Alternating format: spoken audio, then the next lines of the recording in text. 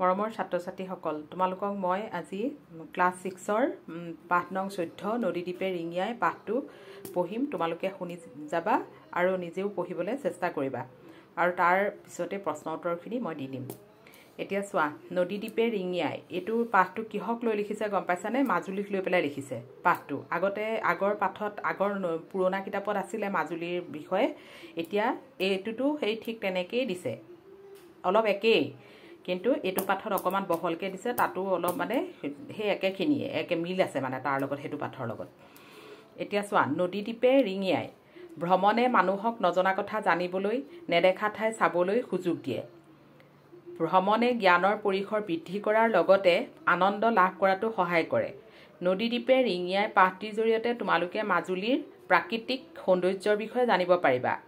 পাঠটিয়ে তোমালোকক প্ৰাকৃতিক সৌন্দৰ্যৰে ভৰপূৰ আন আন ঠাই ভ্ৰমণ কৰিবলৈ অনুপ্ৰাণিত কৰিব। এতিয়া এয়া চাই যাবা। এতিয়া পাঠটোত মই কৈছোৱে আগতে মাজুলীৰ বিষয়ে আছে, মাজুলীৰ বিষয়ে তোমালোকে জানিব পাৰিবা ইয়াত। এতিয়া ৰং নি হাং মধ্য ইংৰাজী বিদ্যালয়ৰ 6ষ্ঠ শ্ৰেণীৰ ছাত্ৰ ছাত্ৰীসকলৰ মনবোৰ আজি উগুল থুগুল। হৰেণ হাজৰিকা ছাৰৰ নেতৃত্বত সিহঁত মাজুলীলৈ যাব। প্ৰত্যেকেই নিজৰ বয়বস্তু লৈ পুৱাতেই বিদ্যালয়ৰ চৌহদত উপস্থিত হ'লহি। নিৰ্দিষ্ট সময়ত বাছখন আহি পোৱাত লংকিৰাম ৰাংহাং ছাৰ আৰু ৰূপতালী টেৰাংপি বাইদেউৰ লগত সিহঁত মাজুলী অভিমুখে যাত্ৰা কৰিলে।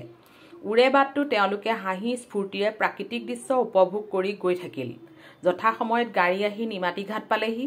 ঘাটত নামিয়েই তেওঁলোকে সন্মুখেৰে বৈ যোৱা বিশাল ব্ৰহ্মপুত্ৰখন দেখিলে।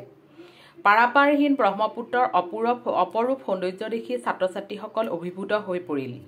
শান্ত সমাহিতভাৱে বৈ থকা ব্ৰহ্মপুত্ৰৰ পাৰত লানি নিচিগা মানুহৰ সোঁত। সকলোৱে হাতে হাতে বয়বস্তুবোৰ লৈ ফেৰীত উঠিবলৈ খৰখেদা লগালে। মানুহৰ লগতে গাড়ী, বাইক, চাইকেলবোৰো ফেৰীত উঠালে। কোনোৱে আকৌ বাঁহৰ খোং, খৰাহী, পাচি আদি ফেৰীখনৰ এচুকত তুলি থলে। দীঘলকৈ উকিয়েটি মাৰি ব্ৰহ্মপুত্ৰৰ বুকুৱেদি ফেৰীখন লাহে লাহে কমলাবাৰী ঘাট অভিমুখে আগবাঢ়িল। সকলোৱে লাইফ জেকেটবোৰ পিন্ধি লৈছেনে নাই ৰাংহাং ছাৰে এবাৰ চকু ফুৰাই চালে।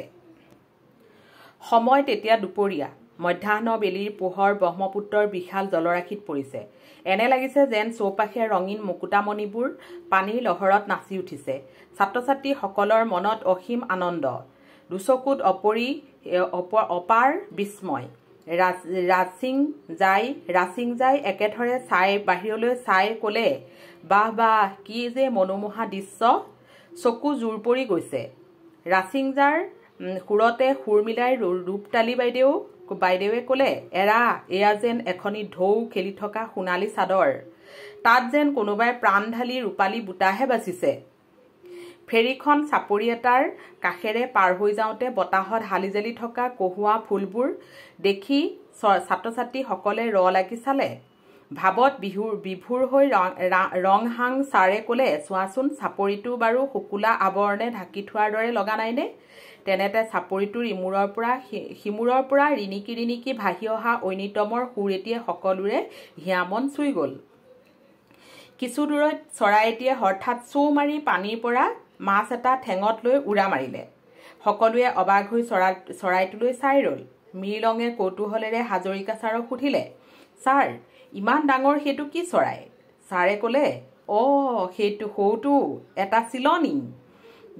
খন্তেক ৰৈ তেওঁ পুনৰ আৰম্ভ কৰিলে।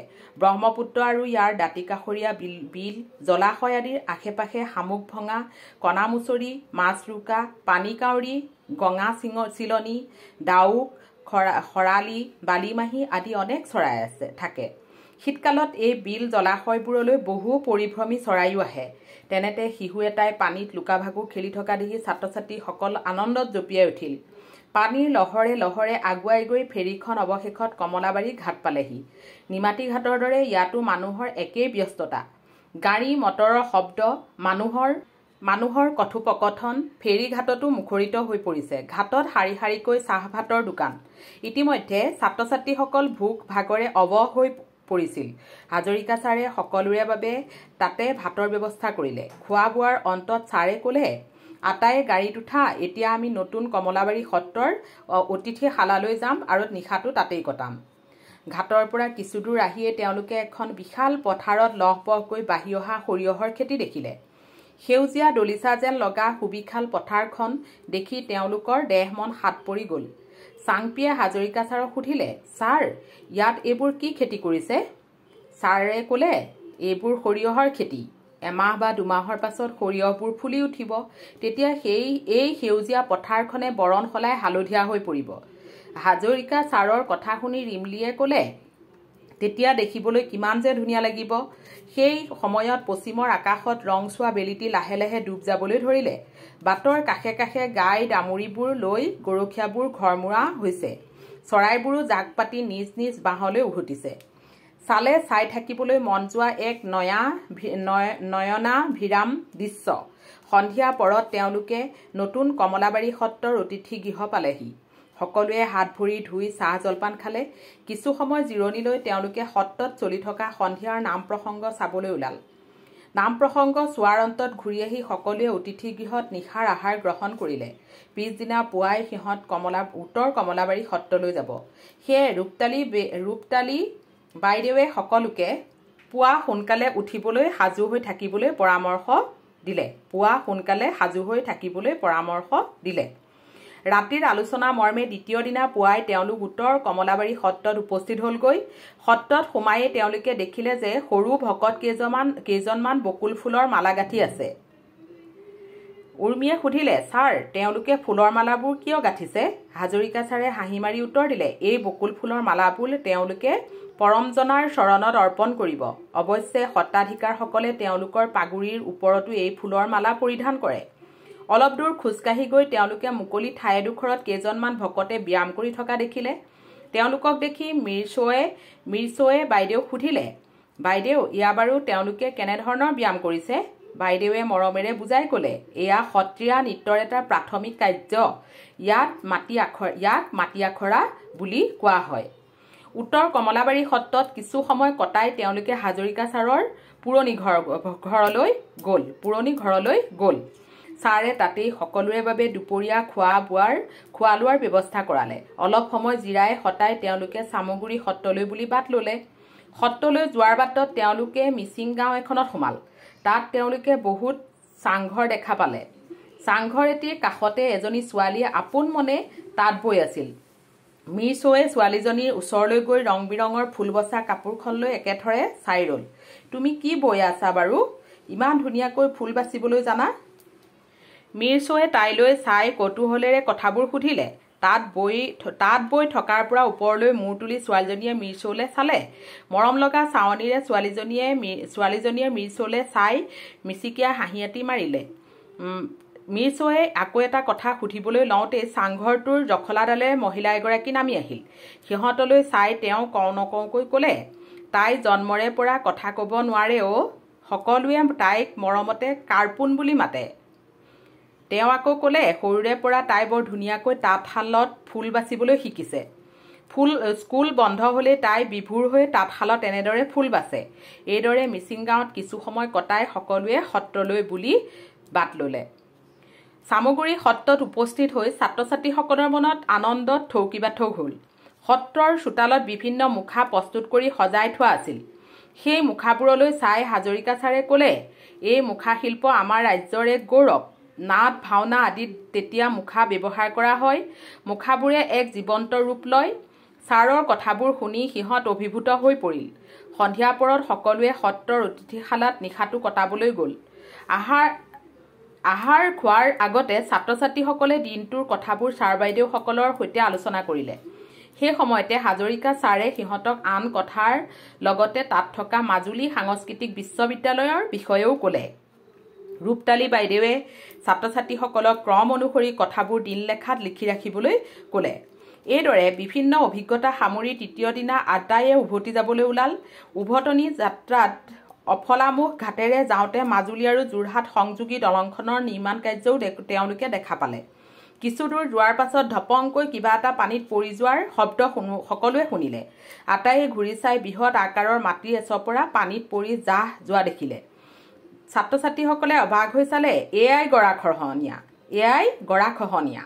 হাজৰিকা ছাৰে হুমুনিয়া কাহি দূৰলৈ চাই ক'লে চিন্তিত হৈ বাচাপিয়ে সুধিলে এনেদৰে মাটি খহি গৈ থাকিলে এই বৃহৎ নদীদ্বীপটো এদিন সৰু হৈ নাযাবনে ছাৰ এৰা তুমি ঠিকেই কৈছা বানপানী আৰু গৰাখহনীয়াত ইতিমধ্যে মাজুলীৰ বহু মাটি ব্ৰহ্মপুত্ৰৰ বুকুত জাহ গৈছে এই গৰাখহনীয়াতেই বহু সত্ৰও নিচিহ্ন হৈ গ'ল এনেদৰে সত্ৰৰ সংখ্যা কমি গৈছে যদিও মাজুলীক আজিও সত্ৰনগৰী বুলি জনা যায় বৈ যোৱা পানীলৈ চাই আটায়ে এৰি অহা ঘাটটোলৈ ঘূৰি চালে আমি আকৌ আহিম নহয়নে ছাৰ চাৰলংবীৰে হেঁপাহেৰে সুধিলে হাজৰিকা ছাৰে মিচিকিয়া হাঁহি আকৌ আহিম বুলি কথা দিলে লাহে লাহে ফেৰীখন চলি গৈ থাকিল চাওঁতে চাওঁতে ফেৰীখন ঘাটৰ পৰা বহু দূৰ পালেগৈ এইদৰে বহু মধুৰ স্মৃতি লৈ সকলোৱে মাজুলীক বিদায় জনাই ঘৰ অভিমুখে ৰাওনা হ'ল এতিয়া মাজুলীৰ বিষয়ে বুজি পালা এতিয়া তোমালোকে নিজে পঢ়িবা নিজে পঢ়িলে বুজি পাবা ভালকে মাজুলীৰ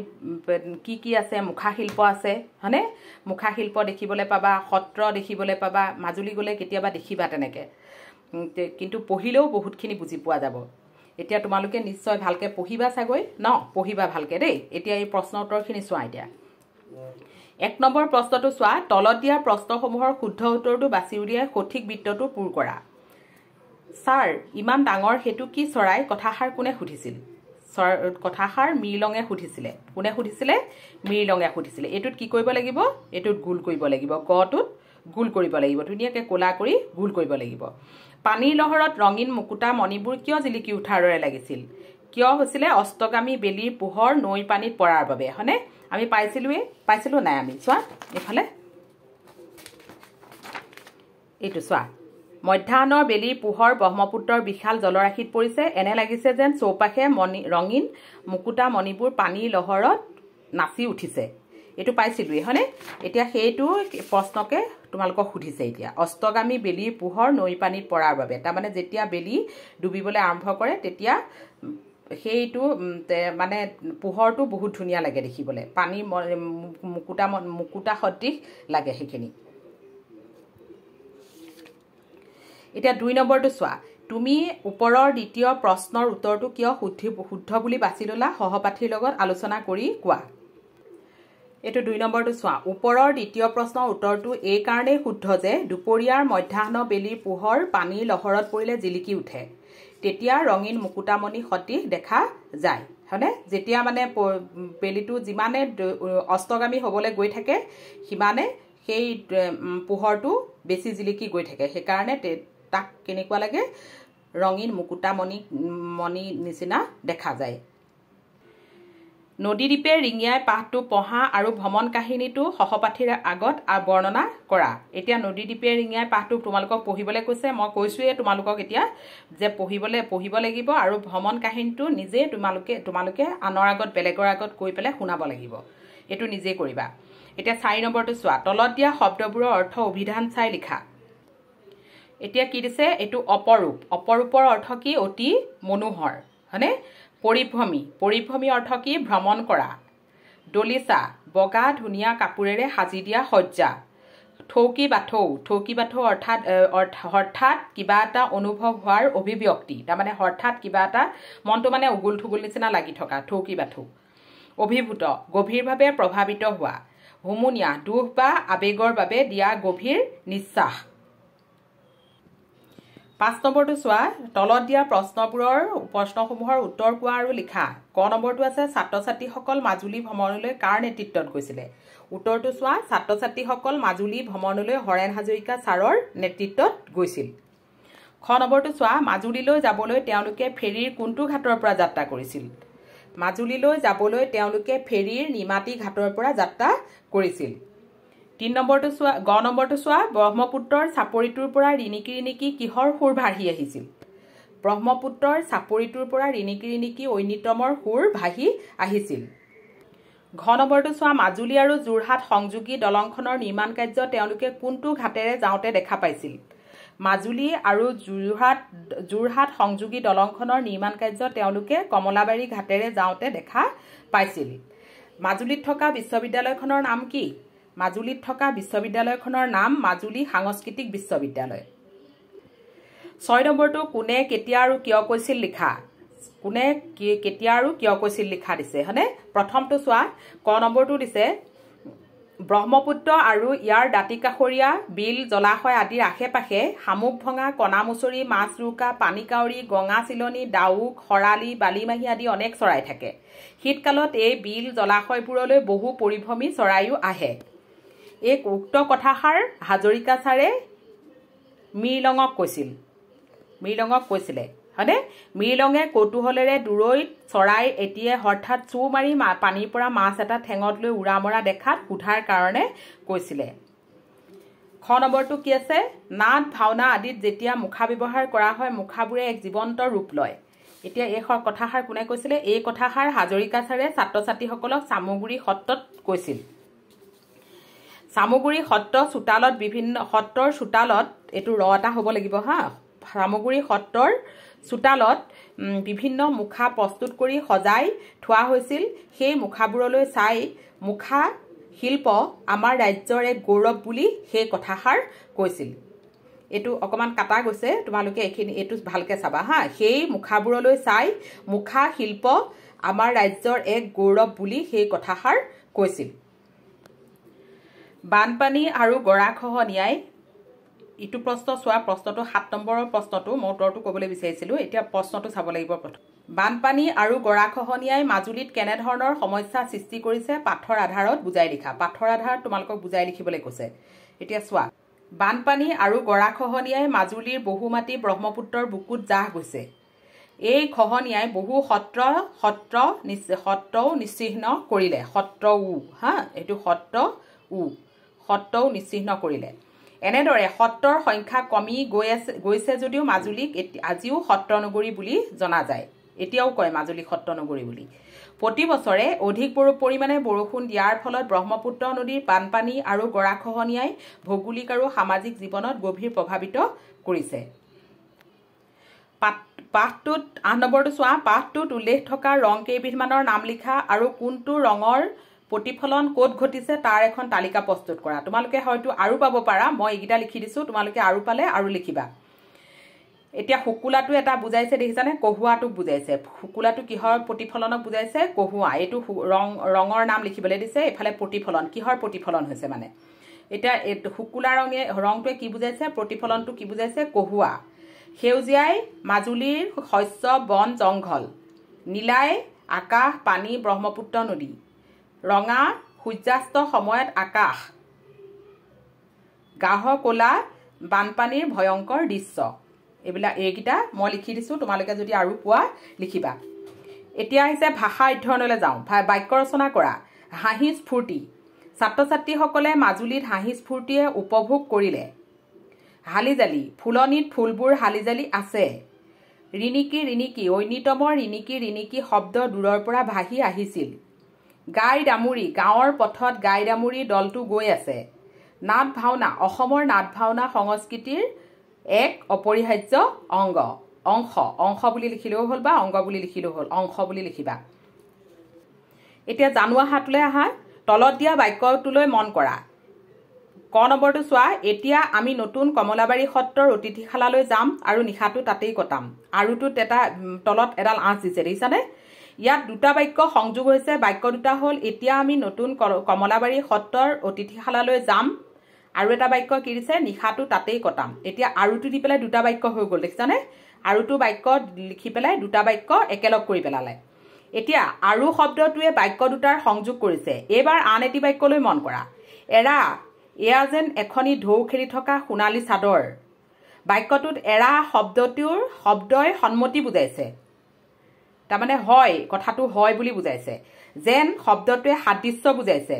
তাৰমানে এইটো কিবা এটা সাদৃশ্য থকা যেনো বুজাইছে। আৰু এৰা, যেন আদি অব্যয়পদ। অব্যয়পদ কাক বোলে জানাই নহয়, মই আগৰ ভিডিঅ'টোত কৈছোঁৱেই তোমালোকক পদৰ বিষয়ে। অব্যয় শব্দবোৰ কাৰক, পুৰুষ, বচন, লিংগ অনুসৰি ৰূপ নহয়। অব্যয়টো কি? কাৰক, পুৰুষ, বচন, লিংগ অনুসৰি ৰূপটো নহয়। অৰ্থাৎ কোনো পৰিৱেশ বা অৱস্থাতে ৰূপৰ পৰিৱৰ্তন নোহোৱা শব্দবোৰে অব্যয়। কোনো অৱস্থাত ৰূপৰ পৰিৱৰ্তন নোহোৱা শব্দবিলাকেই হৈছে অব্যয়। এতিয়া 10 নম্বৰটো চোৱা। তলত দিয়া বাক্যটোত থকা অব্যয় পদসমূহ প্ৰয়োগ কৰি বাক্যবোৰ পুনৰ গঠন কৰা। সেয়ে কিন্তু তথাপি আৰু এইকেইটা লগাই পেলাই লিখিবলৈ দিছে মই লিখি দিছো তোমালোকে নিজেও যদি পাৰা লিখিবলৈ চেষ্টা কৰিবা ৰাম ঘৰলৈ গ'ল ৰীতা ঘৰলৈ গ'ল দুটা দি দিছে দিছানে এটোৰ এটা হেৰিয়ত লিখিব লাগে এতিয়া ৰাম আৰু সীতা ঘৰলৈ গ'ল এতিয়া দুটা বাক্য একেলগ কৰি পেলাইছে আজি কাতি বিহু আজি স্কুল বন্ধ আজি কাতি বিহু সেয়ে স্কুল বন্ধ হয়নে গাইজনী ঘৰলৈ আহিল দমৰাটো ঘৰলৈ নাহিল গাইজনী ঘৰলৈ আহিল কিন্তু দমৰাটো নাহিল তোমাক ইমানকৈ মাতিলো তুমি মাত এষাৰো নিদিলা তোমাক ইমানকৈ মাতিলো তথাপিতো তুমি মাত এষাৰ নিদিলা এতিয়া এই তথাপিতো কিন্তু সেয়ে আৰু এইবিলাক হৈছে অব্যয় এইবিলাক তেনেকে মিলাই পেলাই লিখিব লাগিব সেই মিলাই পেলাই লিখাখিনিয়ে হৈছে অব্যয় দুটা বাক্য একেলগ কৰাটো হৈছে অব্যয় এতিয়া যে জ্ঞান সম্প্ৰসাৰণ চোৱা মুখা শিল্প কি হয় চোৱা মুখা শিল্পৰ বিষয়ে তোমালোকক লিখি দিছে সেইখিনি ভালকে চাবা আৰু মনত ৰাখিবা মুখা শিল্প অতি প্ৰাচীন কালৰ পৰা অসমত মুখা শিল্পৰ প্ৰচলন হৈ আহিছে মহাপুৰুষ শংকৰদেৱে ভাওনাত পোনপ্ৰথমে মুখা ব্যৱহাৰ কৰে তেতিয়াৰ পৰা অসমত মুখা শিল্পৰ নতুন পৰিচয় লাভ কৰে অসমৰ বহু সত্ৰত এই শিল্পৰ চৰ্চা আছে বিশেষকৈ মাজুলীৰ শ্ৰী শ্ৰী চামগুৰি সত্ৰ মুখা শিল্পৰ বাবে বিখ্যাত অসমৰ লগতে দেশ বিদেশৰ বিভিন্ন পৰ্যটক এই শিল্প চাবলৈ আৰু প্ৰশিক্ষণ ল'বলৈ আহে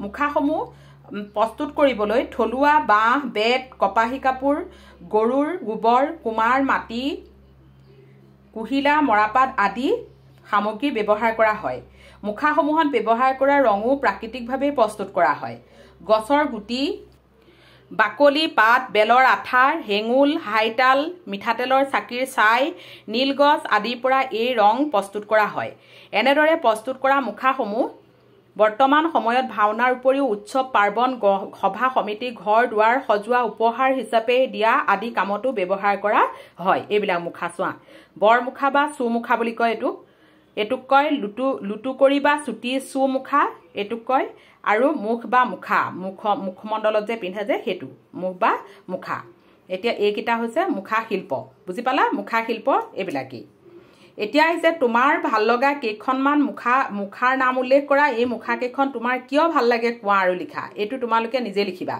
মুখাবিলাকৰ বিষয়ে তোমালোকে সুধিলে গম পাবা মা দেউতাহঁতকো সুধি যাব পাৰা ককা আইতাহঁতকো সুধি যাব পাৰা মুখা শিল্পবিলাকৰ কেনেকুৱা হয় সেই মুখাৰ নাম কিছুমান তেনেকুৱা নাম কিছুমান থাকে সেই নামবিলাক লিখি প্ৰস্তুত কৰিবা নিজে এতিয়া আহিছে জানুৱা হাত চোৱা মাটি আখৰা মই অলপ লিখি পেলাই এইফালে এইখিনি কোৱাই দিছো জানুৱা হাতত এইফালে এটা প্ৰশ্ন আছিলে চোৱা মাটি আখৰা আৰু সত্ৰীয়া নৃত্যৰ বিষয়ে ভিন ভিন উৎস সমল ব্যক্তি ইণ্টাৰনেট বাতৰি কাকত আলোচনীৰ পৰা সমল সংগ্ৰহ কৰি লিখা এইখিনি তোমালোকক সমল সংগ্ৰহ কৰি লিখিবলৈ কৈছে য'ৰ পৰাই নিলিখা তোমালোকে মোবাইলত বিচাৰিলেও পাবা কাৰোবাৰ পৰা ডাঙৰ বয়োজ্যেষ্ঠজনৰ পৰা সুধিলেও পাবা সেইখিনি বিচাৰি পেলাই নিজে লিখিবলৈ চেষ্টা কৰিবা তথাপিতো মই অকণমান লগাই পেলাই তোমালোকক ইয়াত লিখাই দিছো মাটি আখৰা আৰু সত্ৰীয়া নৃত্য শংকৰদেৱৰ সময়ৰ পৰাই চলি অহা এতিয়া মাটি আখৰাটো কি হয় চোৱা মাটি আখৰা সত্ৰীয়া নৃত্যৰ প্ৰাথমিক পাঠ দেখিছানে এইখিনি মাটি আখৰাৰ দ্বাৰা সত্ৰীয়া নৃত্যৰ শিক্ষা আৰম্ভ হয় মাটি আখৰাৰ পৰাই সত্ৰীয়া নৃত্যৰ শিক্ষা আৰম্ভ হয়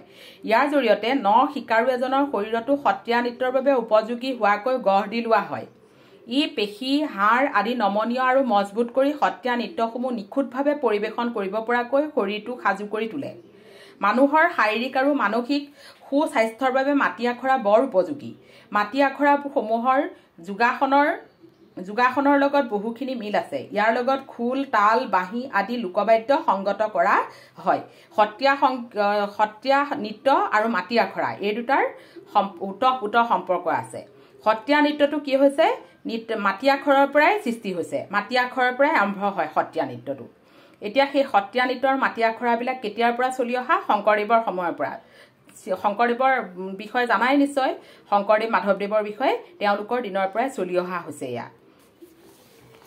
এতিয়া ইয়াত আছে প্ৰকল্প তোমালোকক প্ৰকল্পবিলাক কৰিবলৈ দিছে দেখিছানে বিভিন্ন ঋতুত সৰি থকা ফুল সংগ্ৰহ কৰা এই ফুলবোৰ এধাৰি মালা গাঁথা আৰু মালাধাৰী কি কৰিবা লিখা এতিয়া মালাবিলাক যে বনাই যে মালাবিলাকটো তোমালোকে বনোৱা পূজা কাৰণে ন সেই মালাবিলাক কি কাৰণে বনোৱা মালা গাঁথা সেইখিনি বিষয়ে তোমালোকক লিখিবলৈ কৈছে পুৰণি কেলেণ্ডাৰ ডাঠ কাগজ কাপোৰ আদিৰ সহায়ত ছবিত দেখাৰ দৰে জীৱ জন্তুৰ মুখা প্ৰস্তুত কৰা এইবিলাক কাগজৰ পৰা বনাবলৈ কৈছে পুৰণি কেলেণ্ডাৰ ডাঠ কাগজ এইবিলাকৰ পৰা তোমালোকক এইখিনি বনাবলৈ কৈছে তলৰ আৰ্হি দেখুৱাৰ দৰে প্ৰতিদিনে কৰা কামবোৰৰ দিনলেখা লিপিবদ্ধ কৰা। দিনলেখা তোমালোকে জানাই দিনলেখা কেনেকৈ লিখে।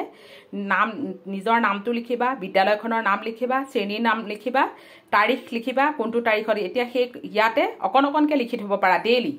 সেইবিলাকক ডেইলি লিখাখিনিয়ে দিনলেখা বুলি কয়।